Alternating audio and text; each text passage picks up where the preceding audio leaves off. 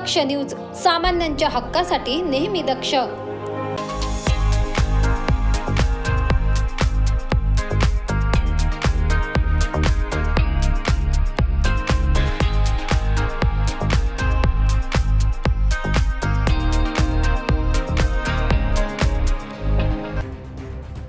देशात कोरोनाने पुन्हा एकदा डोके वर काढले।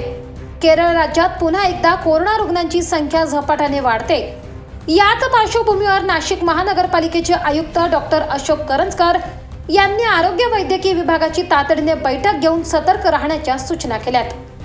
त्यामुळे वैद्यकीय विभागाने नाशिक रोड येथील स्वर्गीय बाळासाहेब ठाकरे रुग्णालय, डॉक्टर झाकीर हुसेन रुग्णालय येथे विशेष कक्ष स्थापन करण्याची तयारी केली आहे। दरम्यान देशात पुन्हा एकदा कोरोनाने डोके वर काढल्याने नागरिकांमध्ये भीतीचे वातावरण दिसून येत आहे। सर्दी, ताप, खोकला, डोकेदुखी, घसा खवखवणे यासारखी लक्षणे आढळल्यास नागरिकांनी तातडीने उपचार घ्यावा असे आवाहन देखील वैद्यकीय विभागाकडून करण्यात आले।